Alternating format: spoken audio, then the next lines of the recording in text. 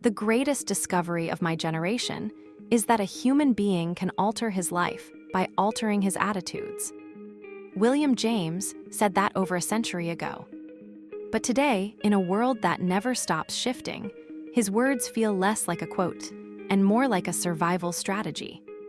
Because life doesn't move in straight lines anymore. One moment you're steady, the next you're shaken. And the difference between breaking under pressure or rising through it comes down to one skill: emotional agility, the power to stay grounded while everything around you changes. Life doesn't move in straight lines. You are sometimes pulled in different directions by opportunity and at other times by crisis.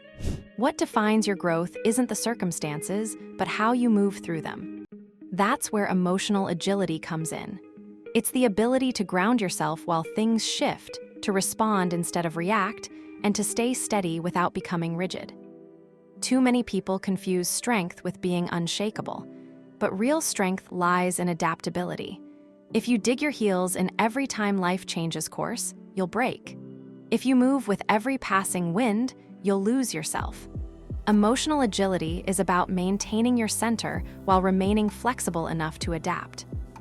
The trap of emotional rigidity. Most of us aren't taught how to handle change. We're told to stay strong, tough it out, or keep pushing.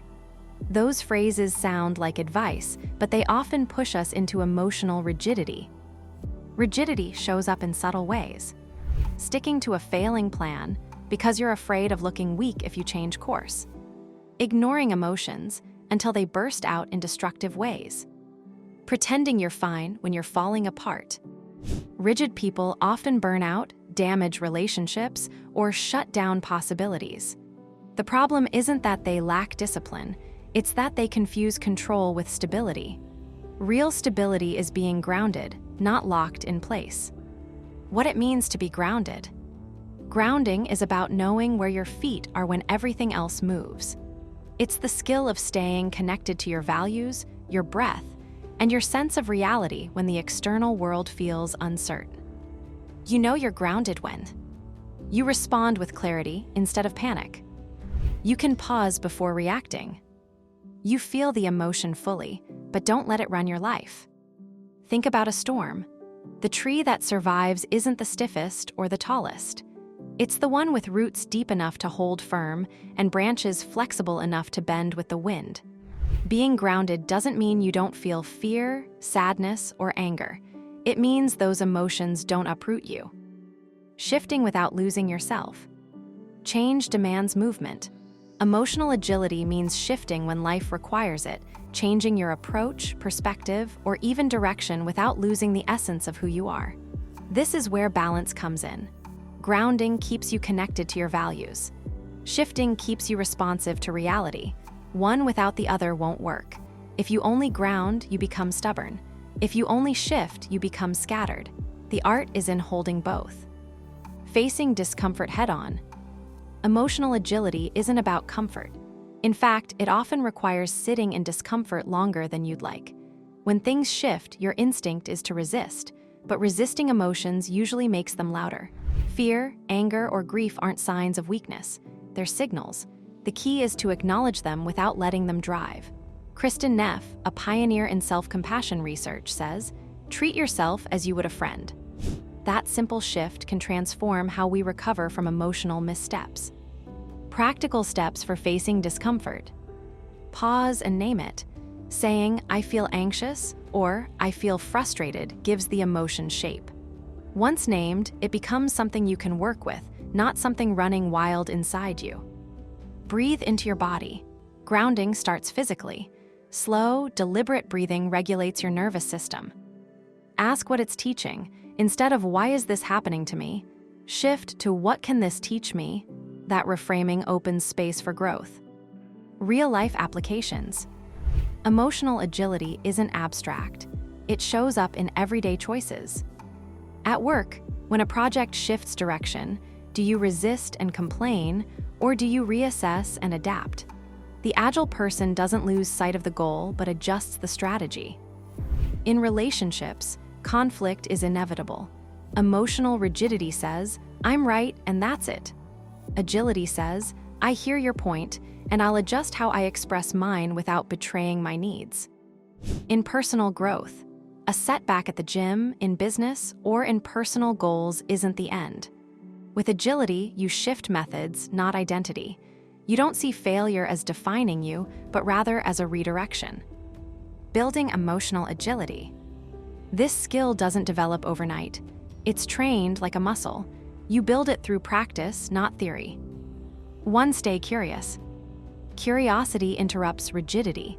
Instead of clinging to old answers, you ask new questions. What else might be true here? Or, what haven't I considered? Curiosity softens fear and opens perspective.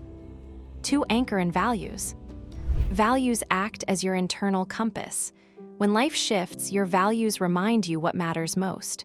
Write them down, revisit them often. Without them, you'll drift. With them, you'll move but never lose yourself. 3. Practice mindful pausing. Before reacting, pause. Even a few seconds can prevent regret. That pause gives you space to respond intentionally instead of reacting emotionally. 4. Redefine failure. Failure isn't final, it's feedback. The agile person doesn't crumble at setbacks. They study them. They shift the plan while staying rooted in their larger vision. This is where critical thinking and a creative mindset become essential. 5. Strengthen your body-mind connection. Grounding happens in your body first. Yoga, breathwork, walking, or even stillness help you connect back to yourself. Emotional agility is easier when your body feels steady. Agility in action, applying it daily. Emotional agility isn't for rare crisis. It's for every day. Life constantly shifts at work, in relationships, even in your own mind. Daily practices. Pause before reacting. Notice what you feel instead of rushing to fix it. Check in with your values.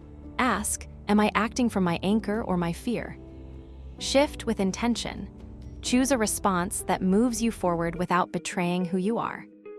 If any part of this is hitting a little closer than you expected, if you're realizing where you've been rigid, resisting change, or carrying emotions you never paused to name, I made something that can help. It's a free set of chapter previews and guided prompts designed to build emotional agility from the inside out. To help you ground yourself, shift safely, and move through change without losing who you are.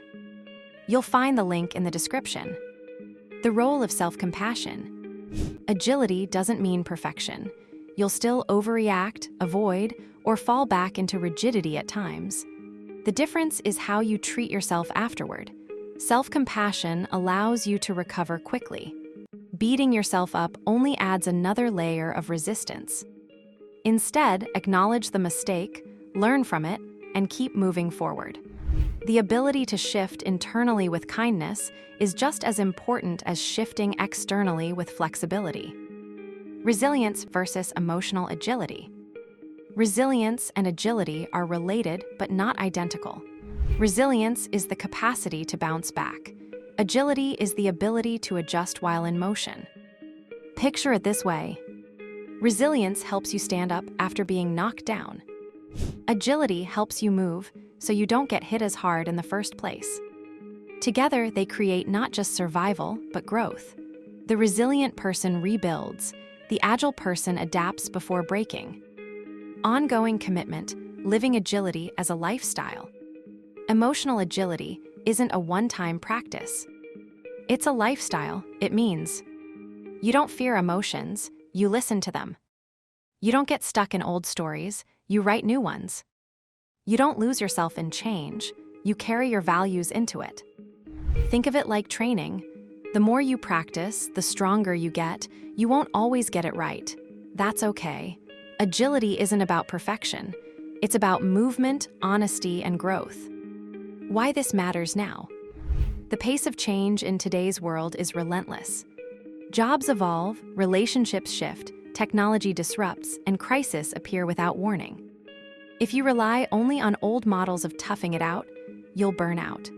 Emotional agility is the skill that keeps you grounded without getting stuck and moving without getting lost. In a world that demands constant adaptation, Emotional agility isn't a luxury, it's a lifeline. This isn't optional anymore, it's necessary. The people who thrive in uncertain times aren't the strongest or smartest. They're the most agile. They can shift directions, perspectives, and emotions while staying connected to who they are.